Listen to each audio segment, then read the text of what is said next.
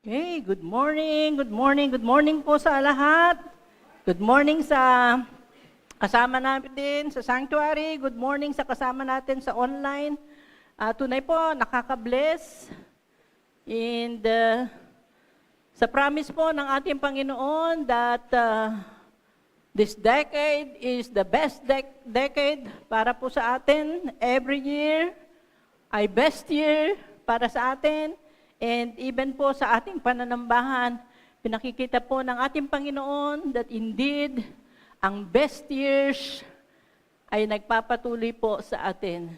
So, matatapos na po ang 2024. Alam niyo ba yun? Matatapos na po, konti na lang.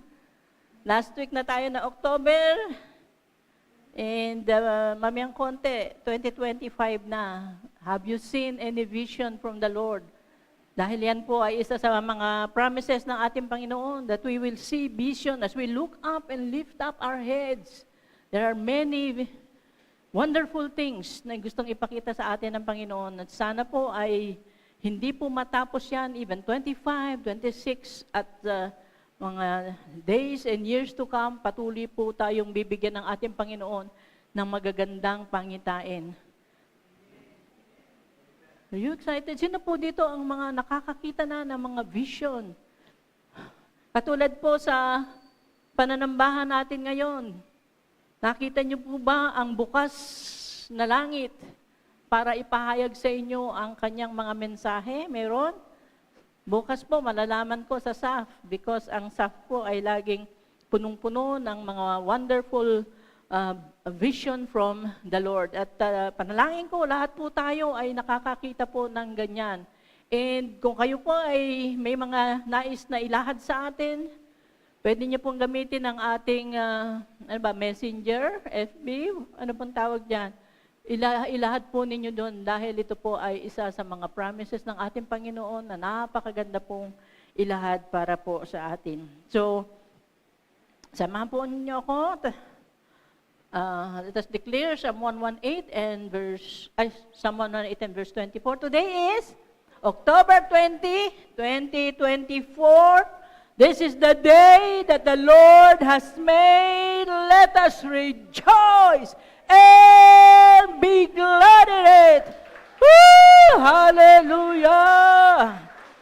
Hallelujah! Napakabuti po ng ating Panginoon. Every day is a new day and every day is an exciting day and today another day, another message from the Lord na napaka-exciting.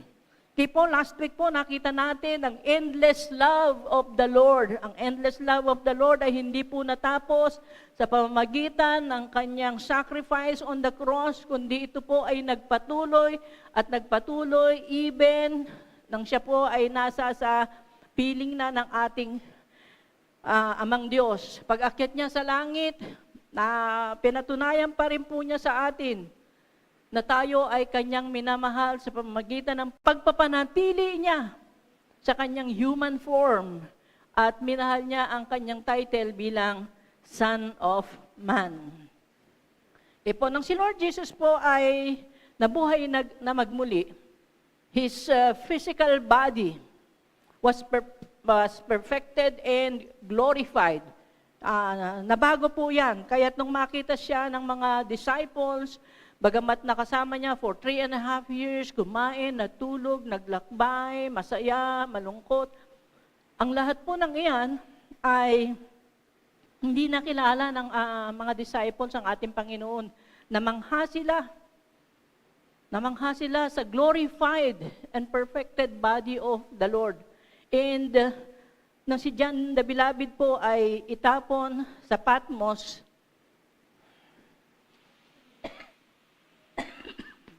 nakakita siya ng mga pangitain, mga vision from the Lord.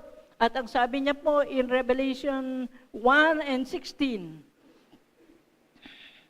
in his right hand he held 7 stars, was a sharp, double-edged sword. His face was like the sun shining in all its brilliance. So nakita po ni John, si Lord Jesus Christ, in His glorified body, at nang kanya pong i-describe, hindi niya po halos may describe ang itsura. Sabi niya, His face was like the sun shining in its brilliance. At ang translation po sa Tagalog, sabi niya, nakakasilaw tulad ng araw sa katanghalian. Nakatirik na araw, hindi tayo pwedeng tumingin sa araw, lalo na po sa katanghalian. At ganun po, dinidescribe ni John nang makita niya si Lord, ganun kaningning, ganun kaliwanag. So his resurrection body ay isang halos hindi ma-describe ni John. It is perfect. It will never die again. Hindi siya pwede nang masugatan na katulad ng kanyang human body nung siya po ay nasa sa earth. It is perfected and it is suited for all eternity. Hindi na po ito mababago, hindi na At ang dinanas po ng ating Panginoon in His glorified body na nakakasilaw na hindi halos may describe ni John, ay ipinangako niya po sa atin. Excited po kayo dyan? Ipinangako pa iyon sa atin. Sabi ni John in 1 John 3:2, Dear friend, now we are children of God, and what we ulitin ko po. medyo nabuyoy po ako dito. Sabi niya, Dear friends, now we are children of God, and what we will be has not yet been made known. But we know that when Christ appears, we shall be like Him, for we shall see Him as He is. Di po ba yan ay exciting sa ating pong kapanahunan ngayon na tayo po ay nahihirapan sa buhay? Ang sinasabi ay, we shall be like Him. Magiging katulad po natin siya. So lahat po ng tumanggap kay Lord Jesus Christ as their Lord and Savior ay binigyan po ng ganitong pangako ng ating Panginoon. We will be granted perfect resurrection bodies. Kung paano pong nagniningning si Lord Jesus Christ, ganun din po magniningning ang ating pong mga itsura. Kung si Lord Jesus Christ po ay halos hindi makilala ng mga disciples, bagamat siya ay kasama nila for 3.5 years, ganun din po tayo, halos hindi po natin makikilala ang bawat isa. Dahil nagniningning. Pag nakita niyo po doon, si Ate Jean, sasabihin mo, is that you, Jean? Wow! Pag nakita po kayo ni Jean, ganun din po, sasabihin niya, is that you? Ate Mars? Wow! Ate Jules, is that you? Nagniningning kasi po yung mga disciples, halos hindi makilala si Lord Jesus Christ, bagamat kasama nila every day. Matulog, naglalakad, kumakain, magkakasama po sila. And yet, nung dumating si Jesus Christ in His glorified body, nasisilaw sila. Masisilaw po kayo sa inyong kasama ngayon sa church. Pakitignan niyo po sila kung nakakasilaw na ngayon.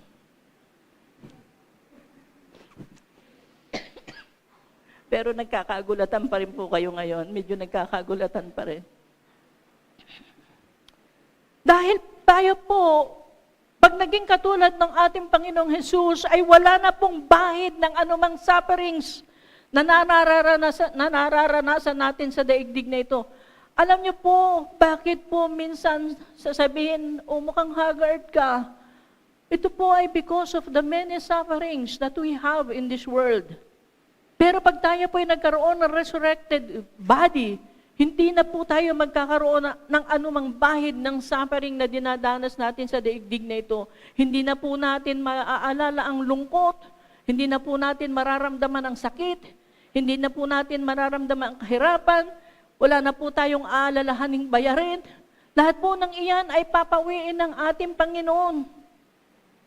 Lahat po ng inyong yung mga nagpahirap sa inyo, hindi nyo na sila maaalala. Because of your condition in the presence of the Lord. And ito pong mga ito, ay isa lamang sa many wonderful things na atin pong inaasahan in the future.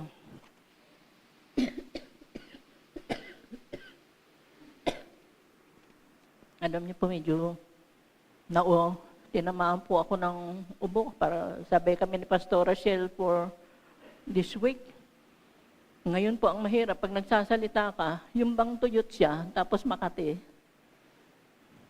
Okay po, pasensyahan na niyo pa ako, hindi ako makakaawit ngayon. Okay po, so tulad ng resurrection body of Jesus Christ, ang atin din po ay magiging brilliant in the splendor and beauty and glorious, nakakasilaw ng niningning. Imagine niyo po yan.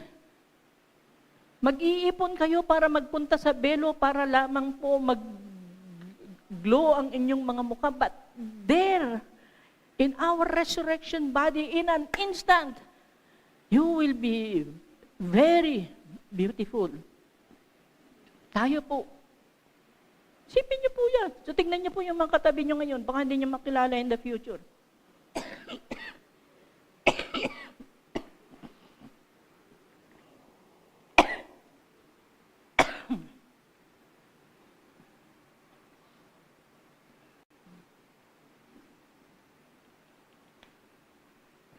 Sa Daniel 12 and 3, samahan niyo po ako.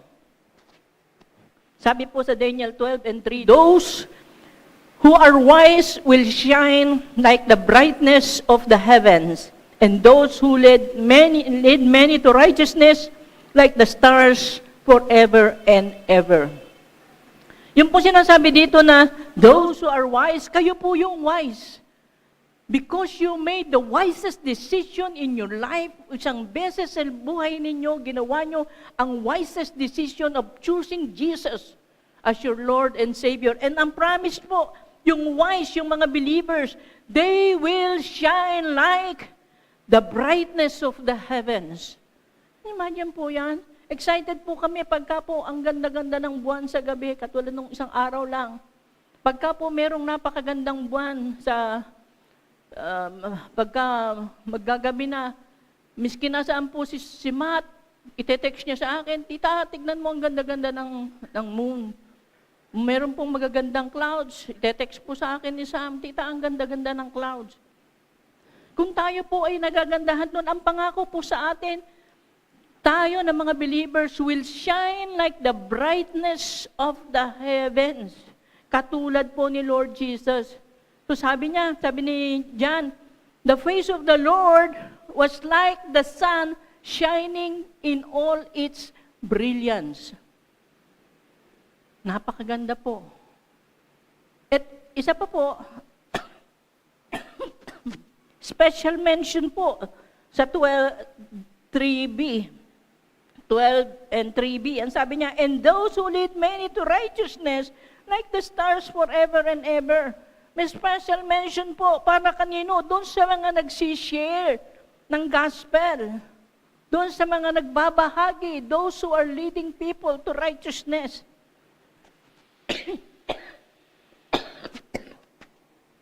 Sabi po, they will be like the stars forever and ever. Hindi po tayo magiging katulad ng mga star magic. Ang mga star magic na nananaos. Ang mga star magic ay nawawalan na ng pag-asang makita pa in the screen pag sila medyo tumanda o nagkamali.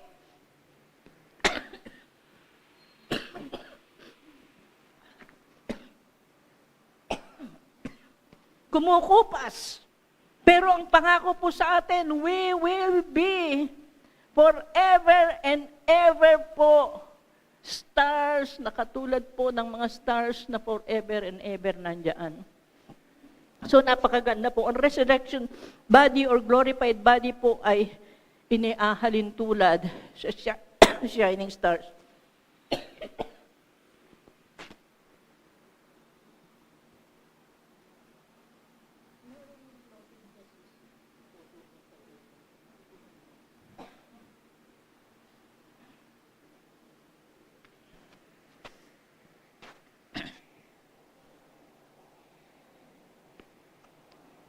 Punta po tayo sa Revelation 1 and 10.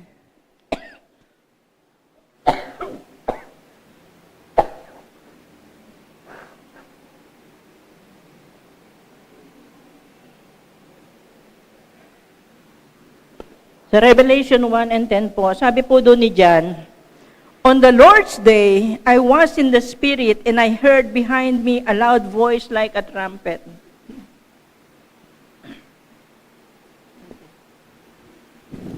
Which said, Write on a scroll what you see and send it to the 7 churches, to Ephesus, Smyrna, Pergamum, Thyatira, Sardis, Philadelphia, and Laodicea."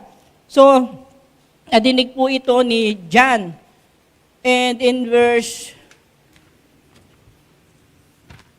12, ang sabi niya, "I turned around and see the voice that was speaking to me.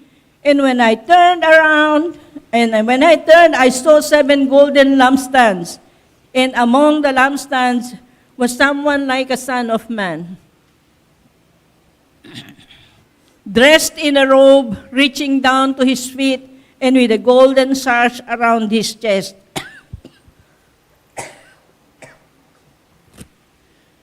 Nung nasa SAF po kami, parang may nag-drawing na nito, may nakakita nito sa SAF. Nakakatuwa po, pagka po meron tayong preaching ng Sunday, nakita na po ahead of time ng mga members ng SAF. Bawa po, yung sound of the trumpet, meron na pong nakarinig, ng door, meron na nakakita ng door. And even ito pong description kay Lord Jesus Christ, ay meron na pong nakakita.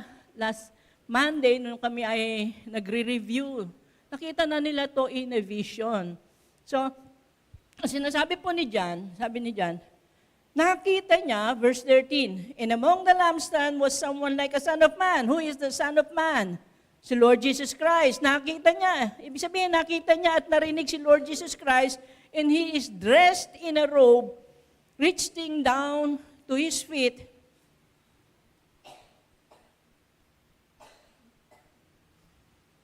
And with a golden sash around his chest. Ang tinig ni Lord ay napakalakas like a trumpet. Idinidescribe ang kanyang kasuotan. 14. The hair on his head was white like wool, as white as snow, and his eyes were like blazing fire. His feet were like bronze glowing in a furnace, and his voice was like the sound of rushing waters. In his right hand he held 7 stars, and coming out of his mouth was a sharp, double-edged sword. His face was like the sun, shining in all its brilliance. So nakita niya po at narinig si Lord Jesus Christ. Pero, hindi katulad nung siya ay umakyat sa langit.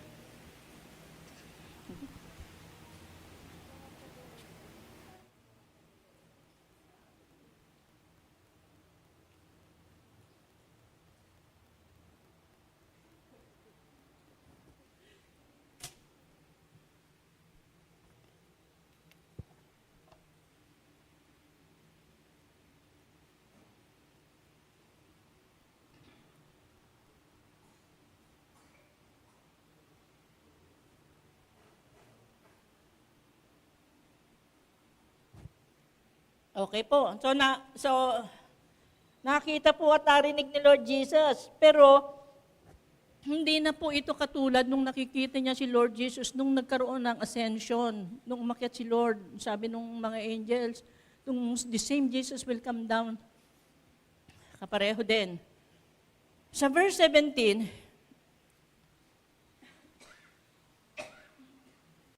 "When I saw him, I fell at his feet and as though dead. Then he placed his right hand on me and said, 'Do not be afraid. I am the first and the last. I am the living one. I was dead, and now look, I am alive forever and ever, and I hold the keys of death and Hades," or Hades. Yung pong sabi. Ang sabi po ni John, pagkakita ko sa kanya, when I saw him, para akong patay na bumagsak sa kanyang paanan. Nakita niya si Lord Jesus Christ. Dito sa mga dinidescribe niya, yung kanyang mga kamay, yung kanyang kasuotan, nung makita niya, sabi ni John, ay bumagsak siyang parang patay sa kanyang paanan. Dahil nakita ni John ang glorious appearance ni Lord Jesus Christ, hindi po natin kayang makita, tignan ang glorious appearance of God. That is why ang sabi po ng ating Panginoon na si Yahweh kay Moses, hindi mo ako pwedeng makita. You cannot see my glory because you will surely die. Ganun po kaningning ang kaluwalhatian ng Diyos. Sabi po ni John, nakita ko ito at ang kanyang tinig ay tulad ng sound of trumpet. His voice was like the sound of rushing waters. Nung makita niya yun, ay ba't hindi ka manginginig?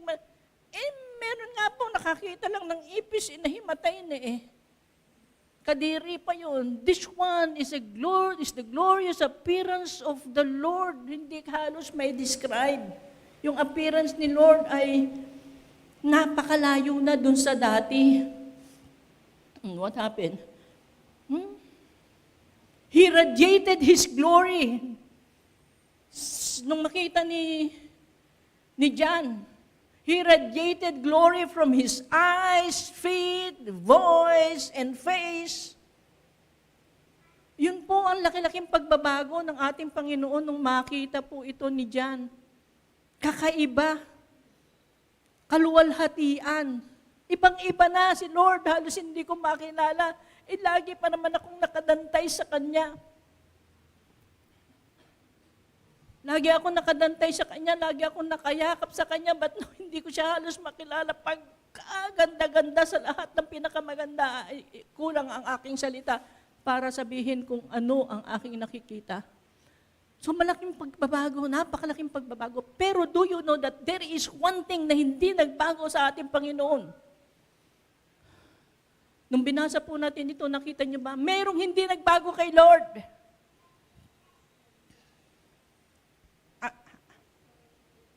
The scars, alam niyo pong hindi nagbago sa ating Panginoon. In 17b, ang sabi niya po doon, then He placed His right hand on me and said, do not be afraid, I am the first and the last. Hindi po nagbago si Lord. Yung kamay niya na laging umaabot sa atin. Lagi na lang pong umaabot sa atin. Hindi po nagbago, nakaabot pa rin po siya. Yung kanyang mga kamay na tuwi-tuwi na po ay iyayakap sa atin. Yung kanyang kamay ay nilagay niya. Ipinatong niya kay John. And his favorite tagline, ano po yung favorite tagline ng ating Panginoon? Do not be afraid. Ito po yung paboritong sinasabi na tuwing tayo po ay bumabagsak, naroon siya upang tayo ay itayo. Tuwing tayo ay natatakot, naroon siya upang tayo ay yakapin. Naroon siya at laging sinasabi sa atin, do not be afraid. Medical report. Ang sasabihin ni Lord, do not be afraid. Ano pa yan? Isang traumatic experience ba yan? Do not be afraid. Ano ba yan? Napakalaking bayarin? Do not be afraid. Ano ba yan? Isang malaking kasalanan? Do not be afraid. Because His blood can cover the entire world para po mahugasan ang sin. Panibagong pagsubok, mahirap na pagsubok, panibago na namang karanasan, natatakot ka ba sa iyong haharapin? Hindi mo alam kung ano mangyayari sa iyo sa bago mong landasin. Do not be afraid. Yung sinasabi ng ating Panginoon, because I am the first and the last. Kasama mo ako, hindi kita iiwan. The Lord is in heaven. He is in His glorious appearance. He is in His glorified body. But when He saw John, na biglang bumagsak at halos mamatay, iniangat niya, hinawakan, itinayo, at ipinaalala, do not be afraid. And that is what God is saying to you today. Ito po rin yung ipinapaalala ng ating Panginoon sa lahat sa atin ngayon. Sabi ni Lord, I can feel you. Alam ni Lord, marami tayong takot. Are you afraid of death? Sabi po ni Lord, do not be afraid because I have overcome death. Are you afraid of trials sa buhay na ito? Look at my trials on the cross. So yun po ang paalala sa atin ng ating Panginoon, huwag kang matakot pagkat nandito ako sa tabi mo. Sa verse 17 po ng John,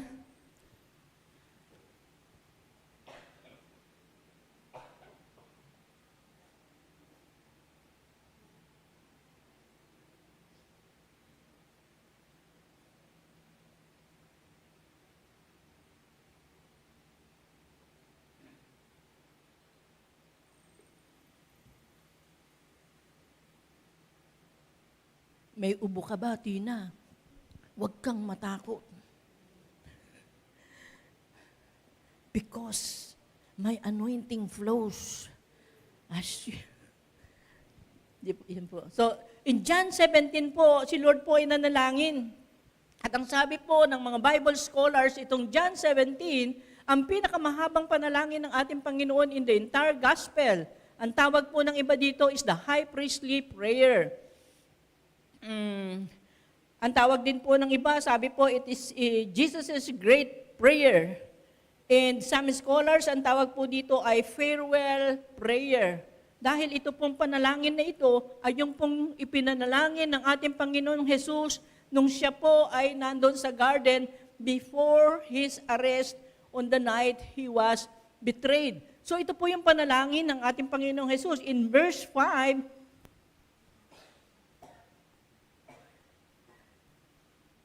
sa verse 5, ang sabi po ng ating Panginoon, ang kanyang panalangin, now, Father, glorify me together with yourself, with the glory and majesty that I had with you before the world existed. Sa Tagalog, ang sabi niya, kaya, Ama, ipagkaloob mo sa akin ngayon, sa iyong harapan ang kaluwalhati, ang taglay ko sa piling mo, bago palikhain ang sanlibutan. So Jesus is asking the Father to glorify Him.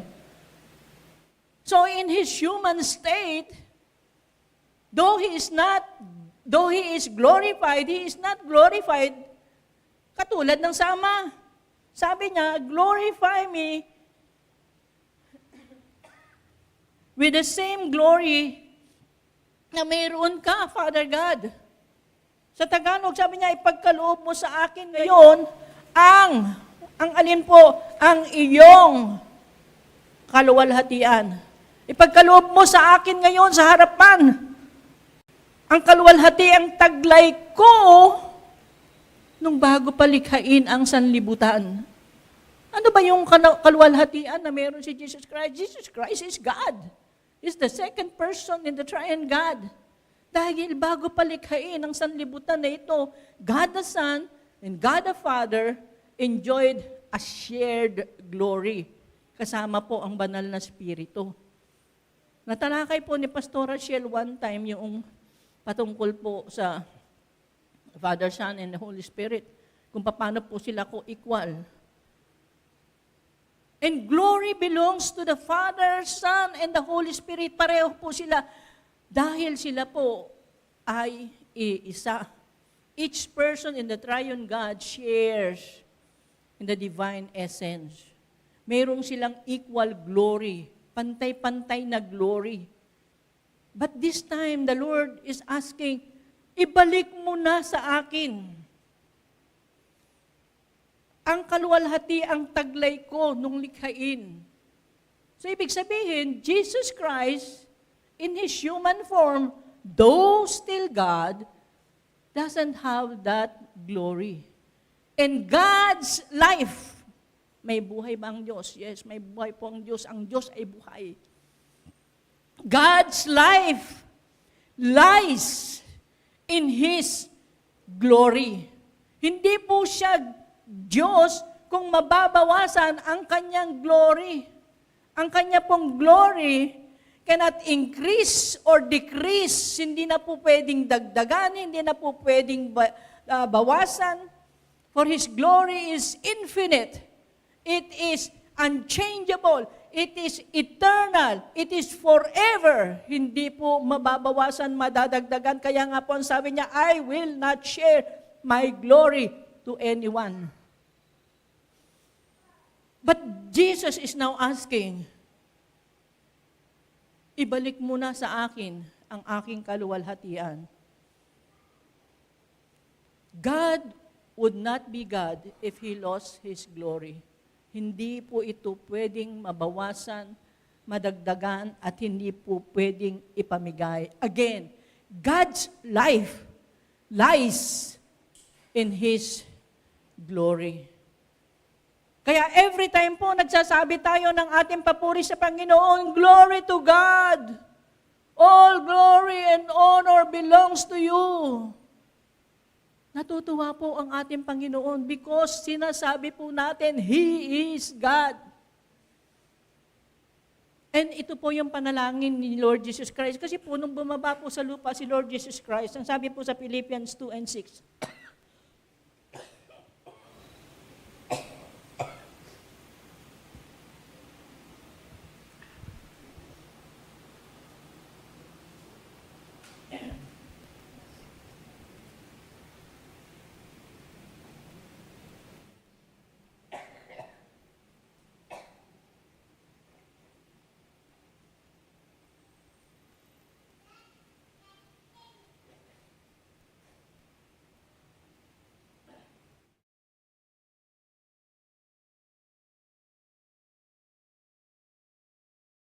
Philippians 2 and 6, who being in very nature God, did not consider equality with God something to be used to His own advantage. Rather, He made Himself nothing by taking the very nature of a servant, being made in human likeness. And being found in appearance as a man, He humbled Himself by becoming obedient to death, even death on a cross.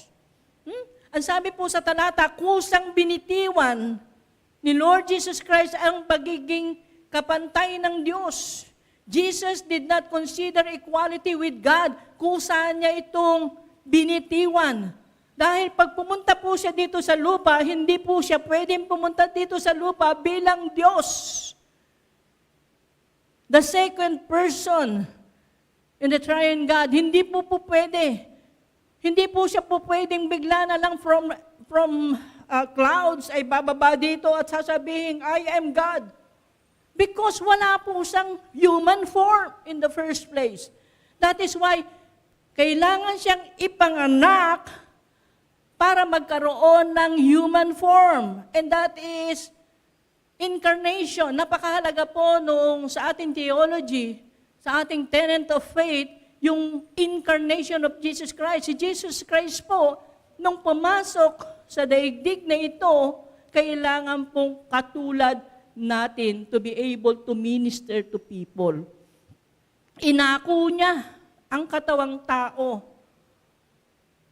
who in the very nature God did not consider Himself, kundi kusa niyang binitawan upang maging katulad natin. Ang sabi po, in the form of a servant, tayo po ay mga dukha po in the eyes of God because tayo po ay makasalanan. Pero kinuha po yun ni Lord Jesus Christ.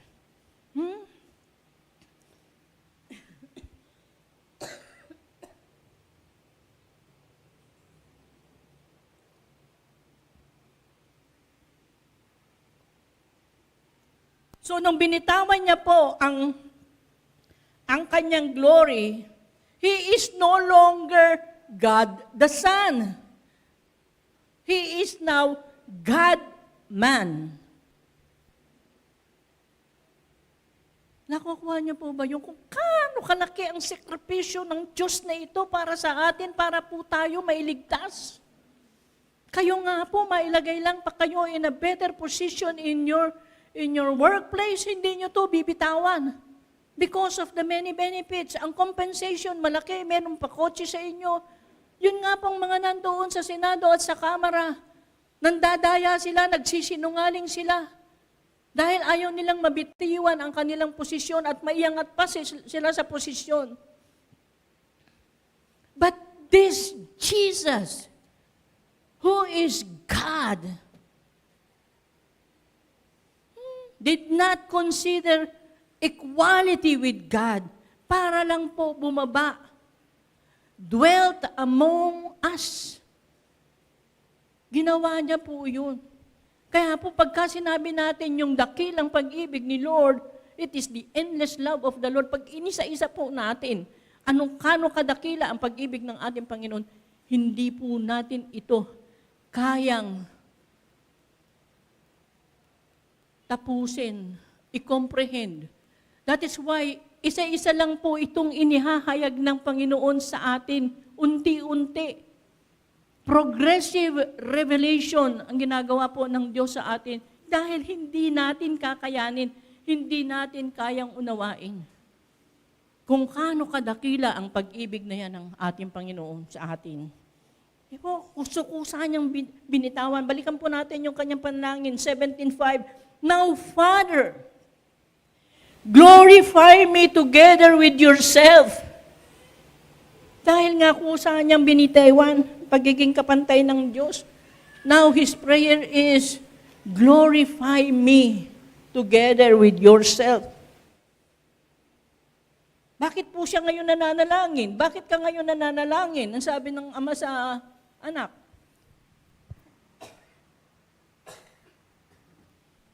Bakit kaya mo na ngayong mga lanangin ng ganyan? Nananalangin po siya ng ganyan dahil natapos na ni Lord Jesus ang ipinapagawa ng Ama sa Kanya. In 17:4, John 17 and verse 4, ang sabi po ni Lord Jesus Christ, I have brought you glory on earth by finishing the work you gave me to do. So inihayag ko na dito sa lupa ang inyong kaluwalhatian. Natapos ko na ang ipinagagawa mo sa akin. Now, glorify me together with yourself. Yun po ang sabi ng ating Panginoon. Glorify me. So, as I said kanina, this prayer is the prayer of the Lord in the garden before His arrest. Di po ba nanalangin siya dyan? Ang ginagawa natin dito sa dakilang pag-ibig, luluhod, ang gumaganap na Jesus Christ at mananalangin. Tapos i-sprayan natin ng tubig. Kunyari talagang tumatagaktak ang kanyang luha. Jesus is in agony in the garden during that time. And now He is praying. Sabi niya, natapos ko na, nagawa ko na. Still praying, pero ang sabi niya, nagawa ko na. Alin ba yung dapat niyang gawin? Nagawa ko na yung dapat kong gawin on the cross. It is not yet done on the cross, but to Jesus Christ, sabi niya, nagawa ko na ito. Why? Because in agony, hirap na hirap siya. Take this cup from me. Sana, but not my will, but your will be done. Tapos na, because nag-submit ako sa iyo.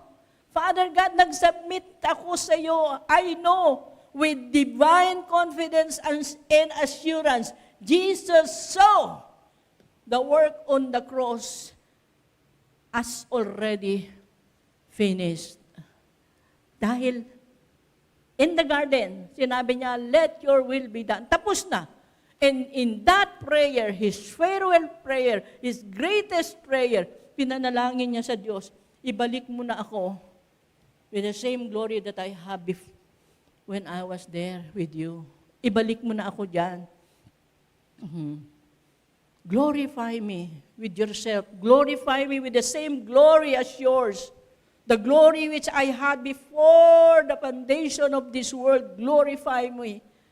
Can you imagine po yung pinagtiisan ng ating Lord Jesus Christ? Hindi niya po pinagtiisan yung mga sugat, mga hato, mga pinaghahampas sa Kanya. Hindi po. But ang tunay, para po tayong nasa sa Easter Day. Araw na ng pagkabuhay. Pinagtiisan niya po ang lahat ng iyan. To be separated to His Father is the greatest sacrifice of Jesus Christ.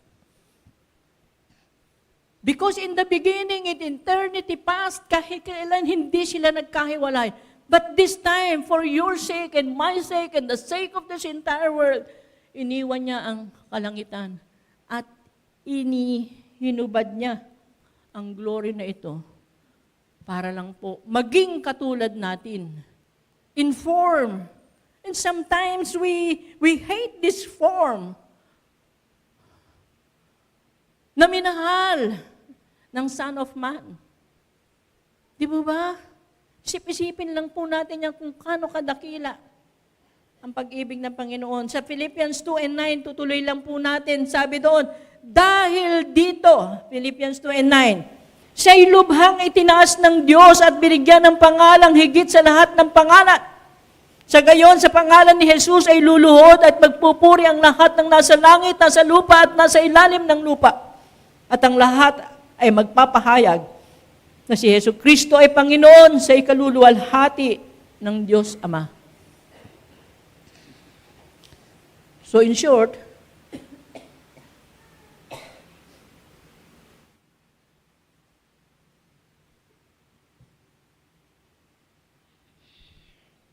dahil dito, alin po ba yung dahil dito? Dahil dito. Therefore,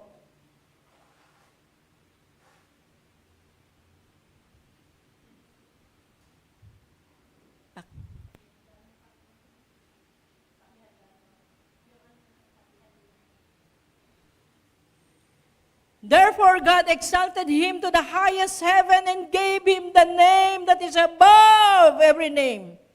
That at the name of Jesus, every knee should bow in heaven and on earth and under the earth, and every tongue acknowledge that Jesus Christ is Lord to the glory of the Father. Yes, given the name. What name? Ibinigay sa Kanya ang pangalan. Anong pangalan? Binigyan siya ng pangalang higit sa lahat ng pangalan. God gave Him the name that is above every name.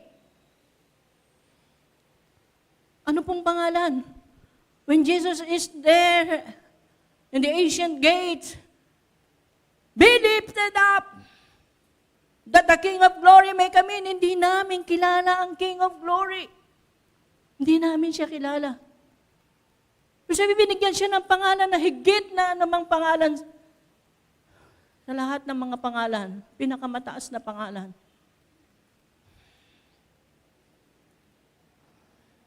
Sino po ang may alam nung kantang The Name Game? Sino po nakaabot?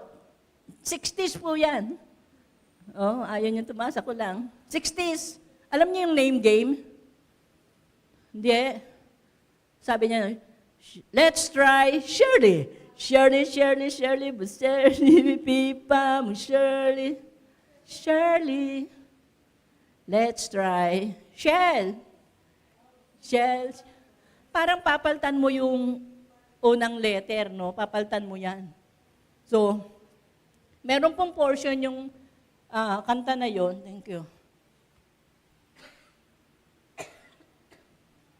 Meron pong portion yung kantang yun, sabi niya,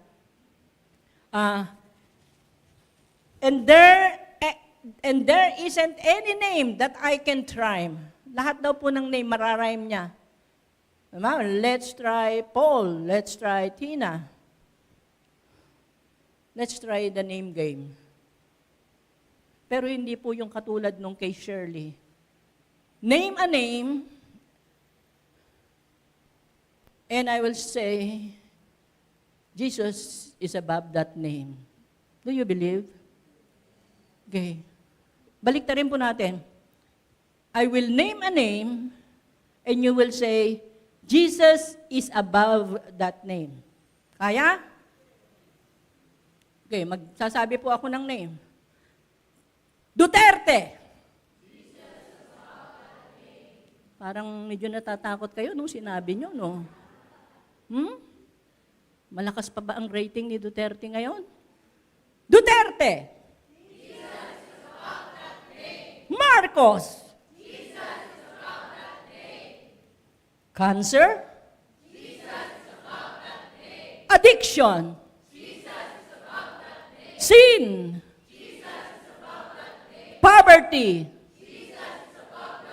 Death. Success. Parang humihina kayo. Parang it is still above para sa inyo. Wala na po, lahat po ng place, things, kasi yung noun, di ba? Name ng place, things, person, lahat po ng iyan. Ang pangalan po ni Lord Jesus Christ is above that name. At ang sabi po, nung nambigyan si Lord Jesus Christ ng pangalan, every knee, miski po ang tuhod mo ay pinakamasakit na sa daigdig na to, you will bow down to God. You will bow down to Jesus and will say, Jesus is Lord.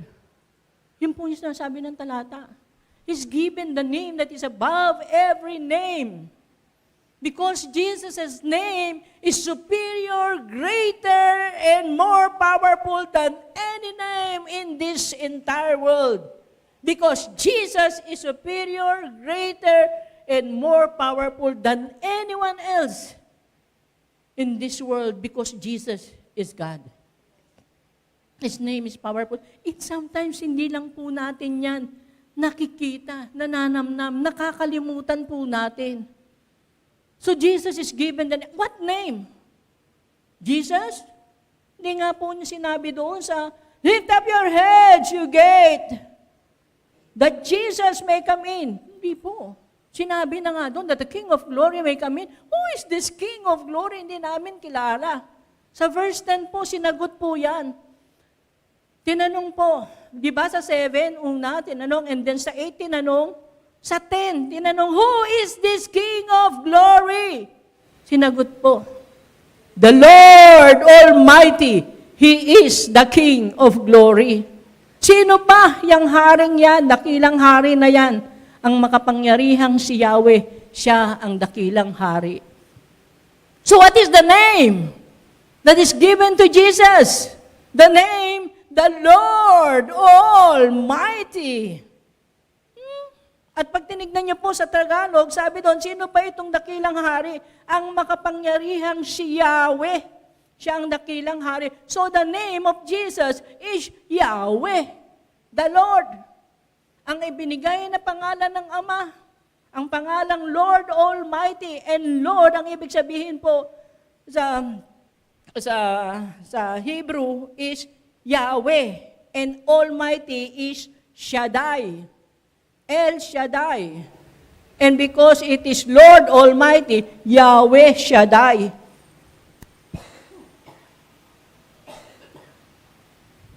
Yahweh is the personal name of God in the Hebrew Bible. Pag nagbasa po kayo doon, nandun yung po word na Yahweh. Ibig sabihin po, Lord. And Lord in all caps, malalaki. Lahat po, capital letter. So Yahweh, yan po, YHWH. And in Hebrew, it is, alam na po ninyo yan, Yud-He, Vav-He. Yud-He, Vav-He. So next year, nasa pangalan po ni Lord, dalawa. Yud-He, 5, Vav-He. In Hebrew, ito po yung tawag na tetragrammaton. Yung din pong translation nung nagpakilala si Lord kay Moses, sabi niya, I am. Yun po yung pangalan ni Lord. And Shaddai means most powerful. So, ibig sabihin, Lord who is most powerful. And ibig sabihin, Jesus Christ is the supreme God and ruler of all. The King of Glory is Lord, and Lord, He is Yahweh. Sino pong kilala niyong Yahweh? In the Old Testament, alam natin that God the Father is Yahweh. If God the Father is Yahweh at ipinakilala si Lord Jesus Christ na Yahweh, ibig sabihin, nung pumapasok si Lord Jesus Christ in the ancient gate, ipinakilala siya, this is Lord Almighty, Yahweh Shaddai, ipinapakilala siya. Ano pong ibig sabihin? Naibalik na ang glory na ipinapanalangin ni Lord Jesus Christ in John 17:5. Because tinawag na siya Yahweh, Lord. Naibalik na po. In heaven, Jesus is God the Son and Son of Man. Hindi na po natanggal ang kanyang humanity. As the Son of Man, He appeared before the Ancient of Days to receive reinstatement of His former glory, to which He voluntarily and He emptied Himself voluntarily. Now, the Lord Jesus Christ is fully restored. Where? In the ancient gate, pumasok si Jesus Christ. In Daniel 7:13 and 14, binasa po natin yan last week. Sabi, pumasok si Lord Jesus Christ at humarap. He was led to the Ancient of Days, meaning to the Father. He was led there. And the Lord examined Him. Tinignan siya ng ating Ama. At nung makita niya ang ating Panginoong Diyos, ang reinstatement, ibinigay na sa Kanya, ibinalik na sa Kanya ang Kanyang glory. And God the Father said, bring forth the royal diadem and crown Him Lord of all. Naibalik po kay Lord Jesus Christ. Kaya po nung makita siya ni John, kakaiba. Kakaiba na. And in Revelation 19 and 16, sabi po, on His robe and on His thigh, He has this name written, King of Kings and Lord of Lords. Yun na po ang binigay sa Kanya.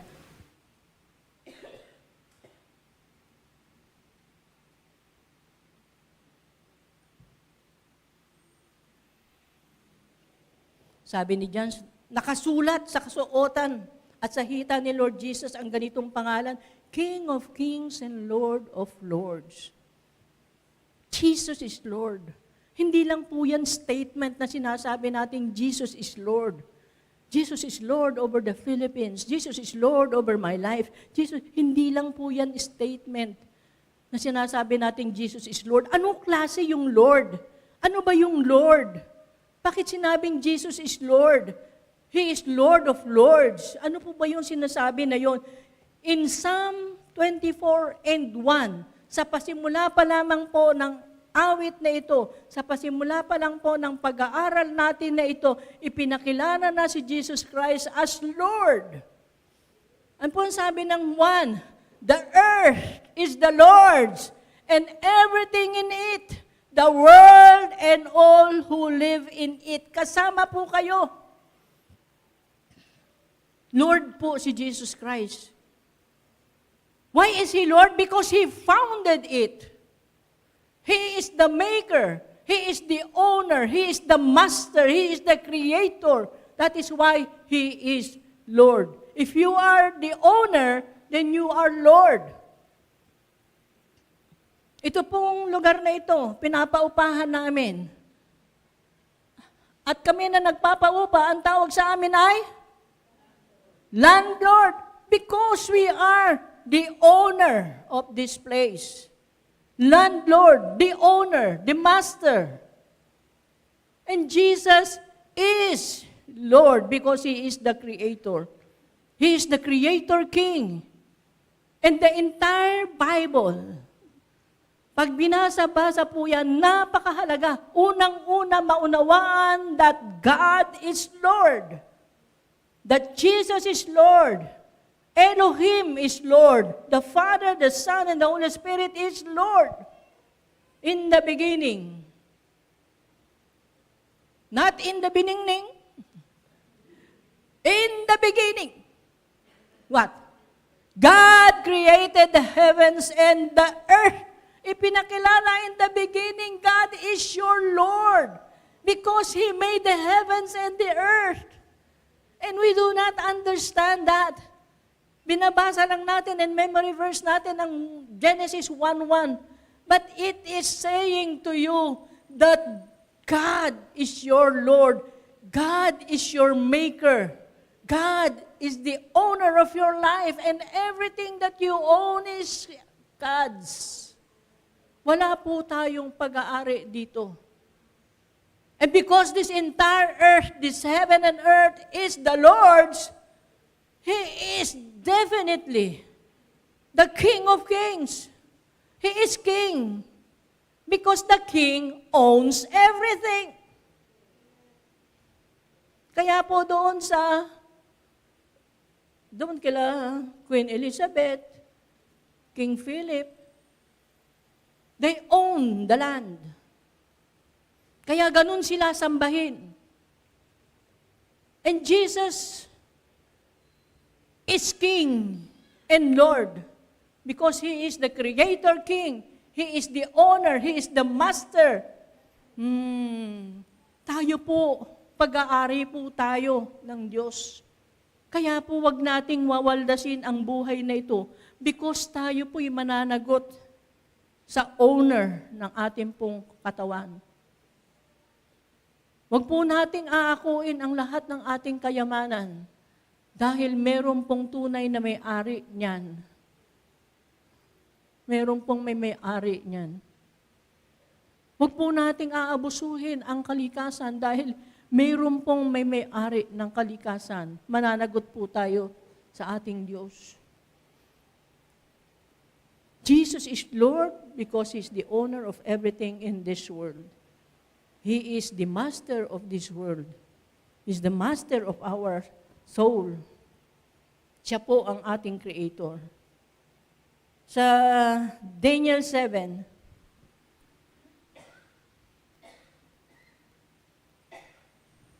13 and 14. Sabi po, in my vision, sabi ni Daniel, in my vision at night I look and there before me was one like a son of man, meaning to say, Jesus Christ, coming with the clouds of heavens.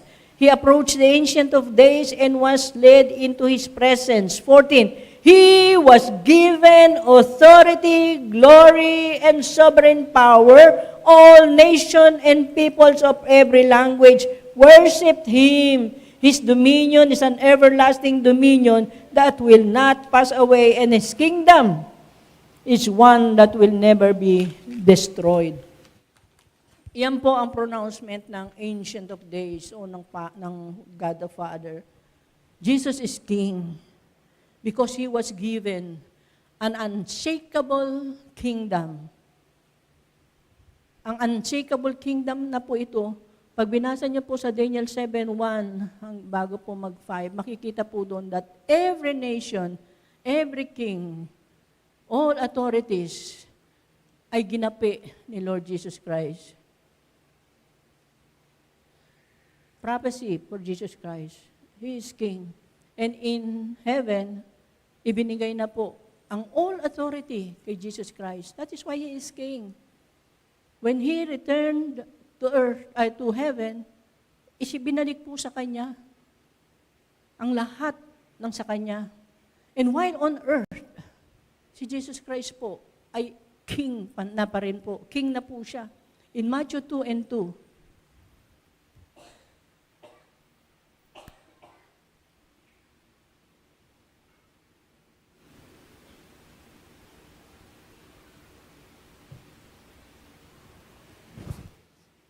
sabot po sa Matthew 2:2, where is He who has been born King of the Jews?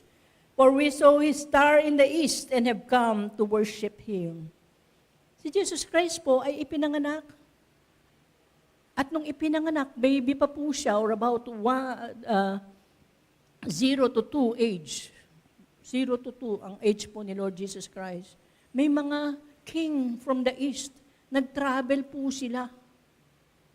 nag-travel po sila para puntahan at hanapin yung King of the Jews. They worship Jesus. So ipinanganak pa lang po si Lord Jesus Christ. He is King. And kings worshiped Him. Wala pa pong ipinanganak na hari.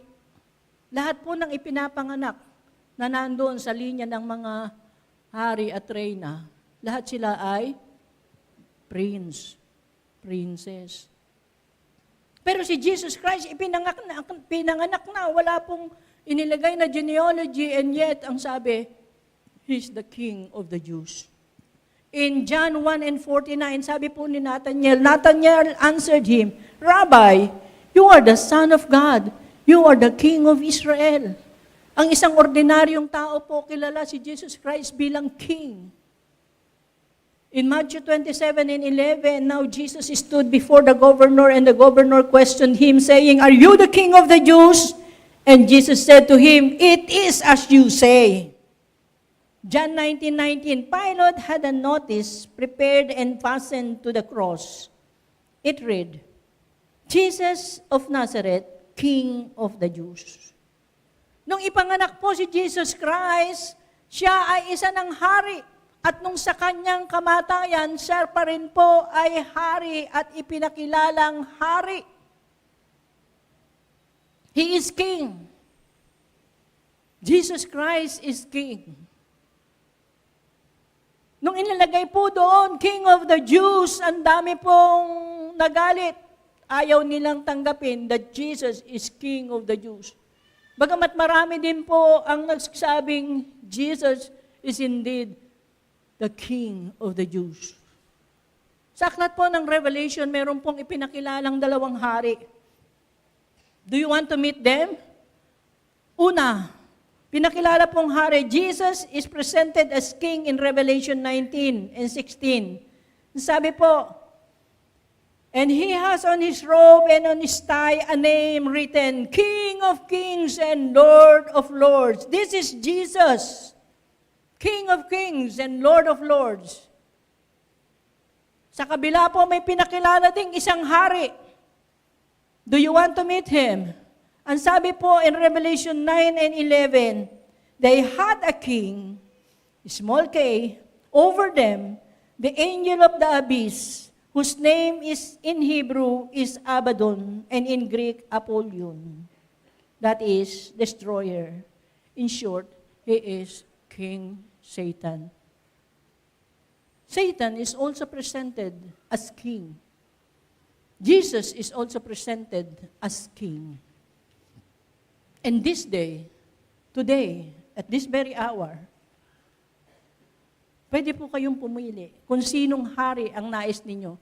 Lahat po ng nilikha ng Diyos ay binigyan niya ng free will. Ang malayang pagpili. Pipiliin mo ba si King Jesus or pinili mo na si King Satan? Satan is also a king. That is why he is against Jesus. Dahil gusto niyang makuha ang lahat ng kapangyarihan ni Lord Jesus Christ. And he has declared himself as king. Now, this very moment, yung mga believers of Jesus Christ ay pinili na si Lord bilang king ng kanilang buhay. And they have submitted themselves to Jesus. Sumusunod sila sa mga alituntunin ni Lord Jesus. At ang pangako sa mga believers, they will reign with Jesus forever. And this morning, ang tanong po, nakapili ka na ba kung sino ang iyong king? Pili lang po tayo.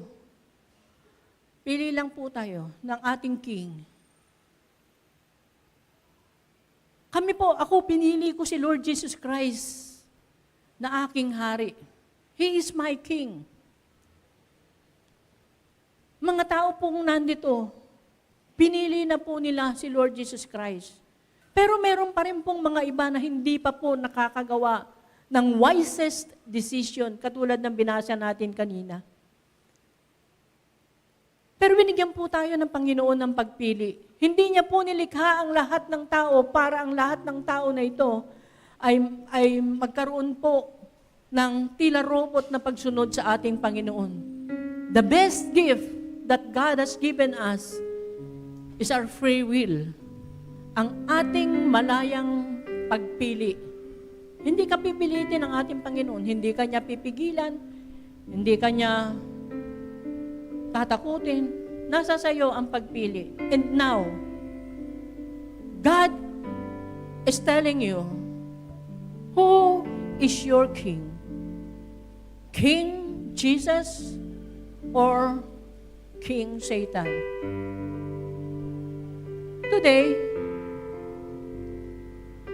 maaari po kayong lumapit sa harapan, ano man ang inyong estado, basta sa pagkakaalam nyo sa inyong sarili, hindi nyo pa napili si Lord Jesus as King. And we say, King is Lord. And Lord is the owner. He's the master. He's your creator. He is the owner of your life. Nagawa mo na po ba yun? Pinili mo na si Jesus at sabihin, Lord Jesus, ikaw ang may-ari ng aking buhay. Nagawa niyo na po ba yun sa inyong buhay? And if not, I invite you to come. Lumapit lang po kayo dito upang inyo pong sabihin sa ating Panginoon na siya ay inyong pinipili. God is telling us, meron pa pong mga tao na hindi pa po nakagawa niyan sincerely sa kanilang pong mga puso. And God is giving you now the chance. I invite you, miski po yung kasama natin sa online, this message ay hindi po inihanda dahil ito ay nandun sa serye. God knows that few months from now, 2025 na po tayo, and we do not know what will happen sa ating paligid. Ang digmaan po ay nakabanta sa lahat po ng bansa. Hindi po natin alam kung paano natin makakayanan ang hirap ng daigdig na to. But if you are ready, meron po tayong King, the owner of the universe, na nangangako sa atin that we will have a glorified body katulad ng sa Kanya in the very near future in His presence. So I invite you now, please come.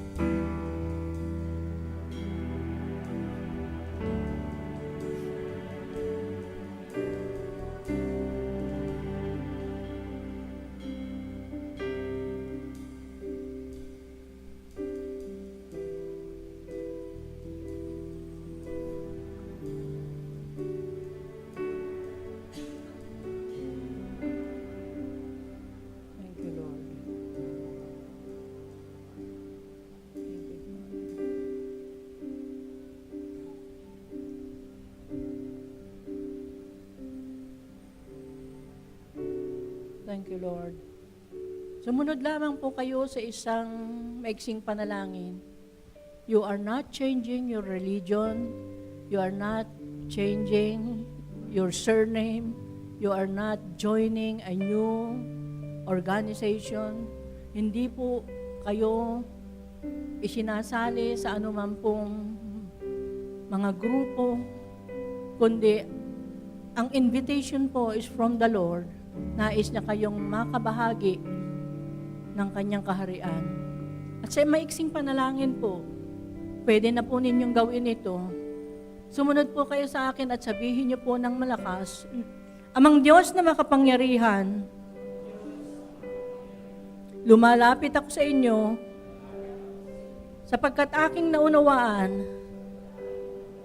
na kayo ay Panginoon, kayo ay Lord, kayo ay King, at lumalapit ako sa inyo,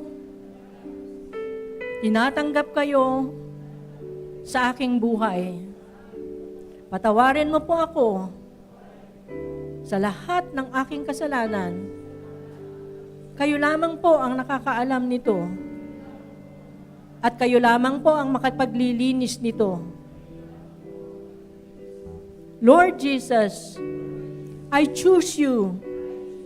Pinipili kita na Panginoon ng aking buhay. You are now the Lord of my life. You are King of Kings and Lord of Lords. Marami pong salamat. Alam mo ang lahat sa aking buhay. Ako po ay maraming pangangailangan.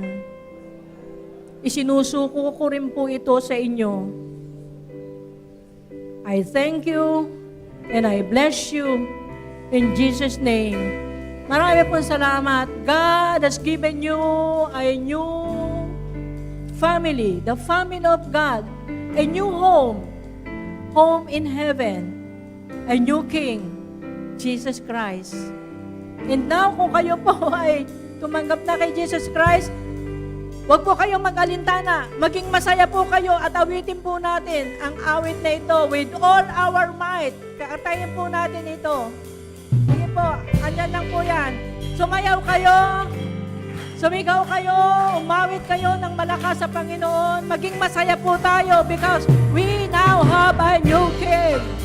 Woo!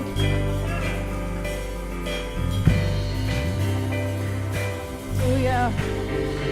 Wish I could tell you, wish I could describe it, but I can't contain it, I can't keep it to myself. There are enough colors to paint the whole picture, not enough words to ever say what I found. Woo! Wonderful and beautiful and glorious and holy is merciful and powerful. Who are we talking about? That's my King. We declare the glory. Sabihin niyo po yan. Say it. All together worthy. Who are we talking about? That's my King. There's no one before you. Yes, we will adore you. All this for you. Who are we talking about? That's my King. Who's your King? Jesus, you're my King. Yeah. I'll let the rocks cry without joining the chorus. There are notes to make the harmony. It's the song of the angels, all of the ages. It's all the earth and heaven sent for me. You are wonderful, wonderful and beautiful and glorious and holy is merciful and oh, what we talking about? That's my King. We declare all together ready. He's ready. What we talking about? That's my King. There's no one before you. Yes, we will adore you. All this for you. That's my King. What we talking about? Yes, we will adore you. All together worthy. All of this for you. What we talking about? That's my King. There's no one before you. Yes, we will adore you. All this for you. What we talking about? That's my King. Woo! King. Oh, Jesus, you're my King. Say it. King, that's my God. That's my shepherd, my protector. Oh, you say it to you, Jesus. That's my rock. Oh, that's my oh, my defender. That's my King. That's my God. That's my shepherd, my protector. That's my King. That's my rock. That's my anchor, my defender. Who we talking about? That's my King. Oh! We gotta go ahead. Give him all the honor. All together ready. Who we talking about? That's my King. Give him all the honor. Give him all the honor. All together ready. Who we talking about? That's my King. There's no one before you. Yes, we will adore you. All of this for you. Who we talking about? That's my King. We declare the glory. Give him all the honor. All together ready. Who we talking about? That's my King. That's my King. That's my King. Jesus, you're my King. Woo! Oh, Jesus, you're my King. Jesus, that's my King. Woo! That's my King. That's my God. That's my King. Jesus, you're King. Jesus, you're King. Jesus, you're God. Who is talking about? That's my King.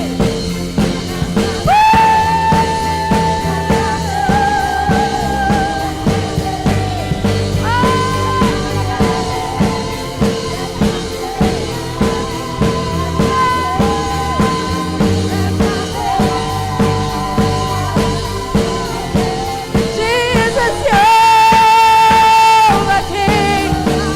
That's my King. Woo!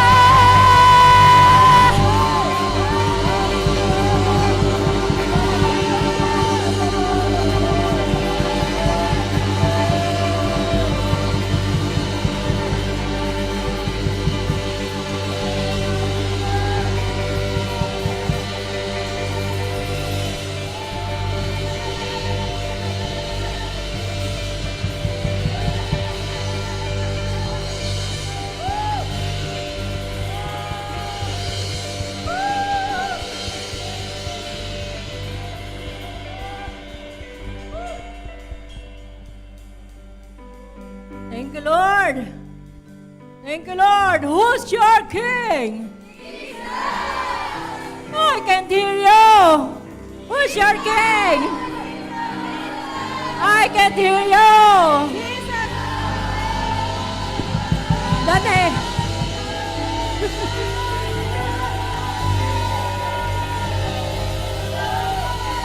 Woo! Jesus! Jesus!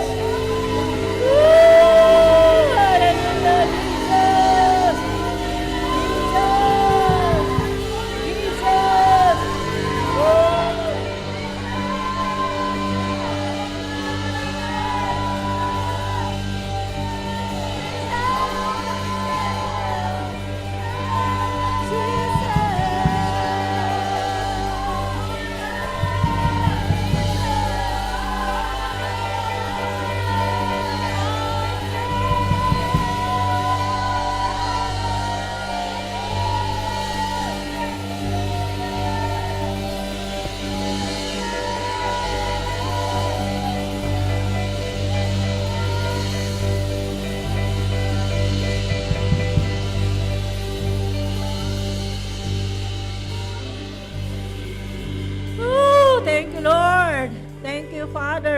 Binasa natin kanina, sabi natin doon, at the name of Jesus, every knee will bow and every tongue will confess that Jesus is Lord and His name is higher than any other name.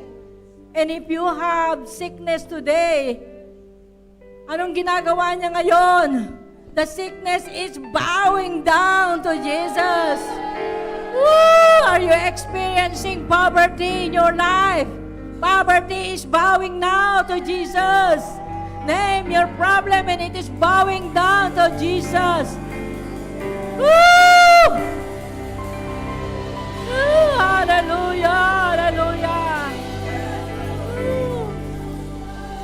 Depression has no place para sa pangalan ni Jesus. Addiction has no place sa pangalan ni Jesus Christ. Oh, Jesus, we thank you. We praise you. Salamat, salamat po, Panginoon. And Father, as we declare Jesus as our King and Lord, we know we are His subject. And being His subject, He is responsible to each one of us right now. So lahat po ng aming pangangailangan, lahat po ng aming kakulangan, lahat po ng meron kaming kasiyahan, lahat po ng kalungkutan, Lord Jesus, you are responsible. We are your subject and you are our King. Oh, we thank you. We are now in the kingdom of Jesus, and His kingdom will reign forever and ever, will meet every need in Jesus' name. Marami pong salamat. Father, we thank you. We bless you and we glorify you. We are your people and we are declaring that you are King of kings and Lord of lords, and we are your children. Woo! Hallelujah!